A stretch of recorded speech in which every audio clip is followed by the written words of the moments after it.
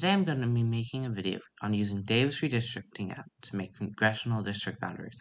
Here are the current boundaries of Ohio's congressional districts. I have to say they're pretty ugly. On the left, you can see that all of their populations are almost exactly equal. You absolutely do not have to have districts that equal. Generally, I will shoot for under 1,000 population deviations for each district, but it may go over a bit if it means not splitting counties.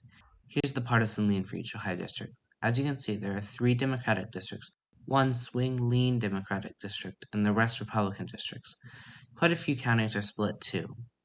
Here's the statistics for the districts. Let's move on to the analytics now. Look at that proportionality, 35, pretty gerrymandered there. If you look here, Democrats deserve 7 seats, but are only expected to get 4. That's giving a bad proportionality rating. The Republicans are given a very large advantage there. On competitiveness, only 1 district is competitive, and even that one still has a decent Democratic advantage, giving a bad score there. The place where the Ohio map scores best is minority representation. This map gives an over half chance to have a minority representative in one district, and a 35 to 40% chance of having a minority representative in another. On compactness, that map absolutely did not look compact. On splitting, the map is even worse, with 20 unnecessary county splits. I'm not sure it quite deserves this bad of a rating, since precinct splits might drag it down, and normally DRA does not allow precinct splitting on your maps. Now, I'm going to create my own Ohio congressional district maps. You can see here how much the population is per district. By default, it uses the 2010 census population, but I'll be using the 2018 population for this video since it is more recent. Now let's create the map. I'm going to turn partisan leanings for the precinct. It's always important to have the goal of your redistricting in mind while you make the borders, such as having compact borders, or what I'll do in my map, proportionality.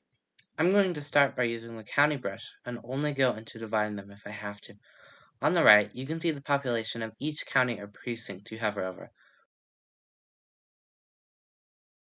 When I get a district with the right population, I will lock it so I don't accidentally cover it over.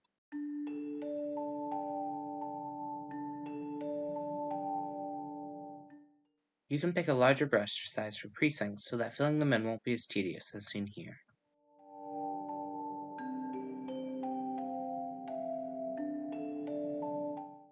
I will also look at where the minorities are when making district boundaries.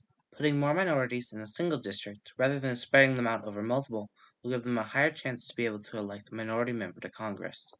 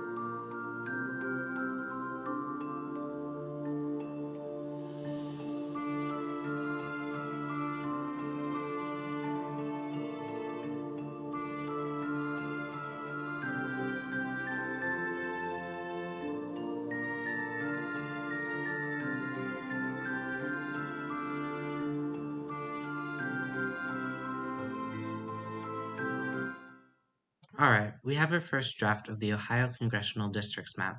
Here's what it looks like with partisan lean on. Usually the first map I make is not perfect, so let's look at the statistics and analytics. It looks like our district meets requirements, and all are contiguous, there are no embedded districts, and they all have equal enough populations. Here's how my map scores under analytics. It has a 75 in proportionality, so let's look at why that's the case. The Democrats are given 5.2 seats but deserve 7. That's not satisfactory for me, so I'll revise some boundaries. But first, I will duplicate the map just in case I change my mind on some of the changes I've made. Somewhere I've spotted could be fixed would be Columbus. I want to make District 4 lean Democratic rather than Republican. I will give it some more Democratic precincts in Columbus and give some Republican precincts to other districts. After doing this, I will have to shift the population around to make up for the changes to District 4.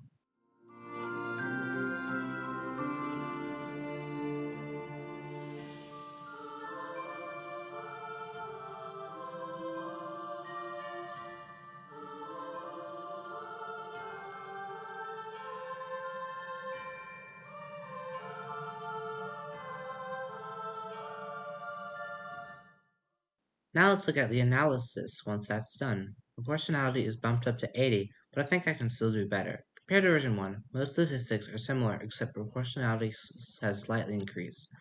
I'll duplicate the map again and distribute Cleveland's votes more. One issue I'll have to face is doing so will probably remove the majority-minority district in Cleveland. Majority-minority districts often vote for Democrats at large margins, which leads to wasted votes and packing. Let's try splitting up and seeing what happens. I'll always have a backup just in case it doesn't work.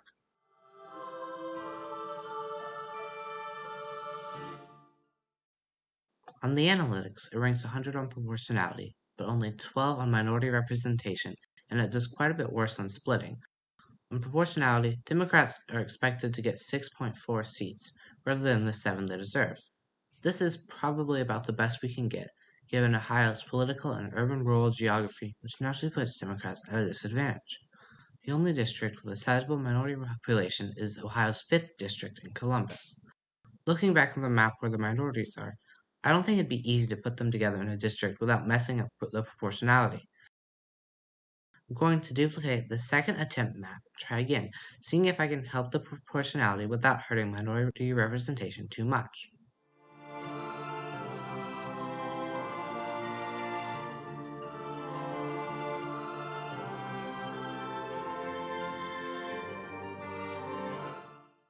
I finished the fourth version of the map.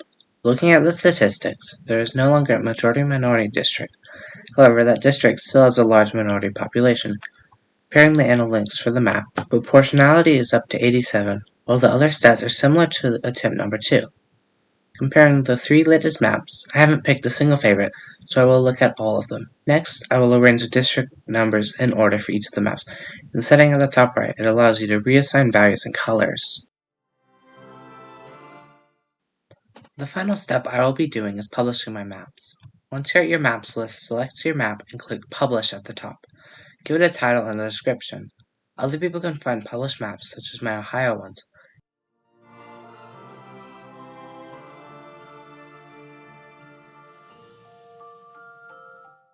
Here are all 3 maps compared together in an image. You can find links to view each of them in the description.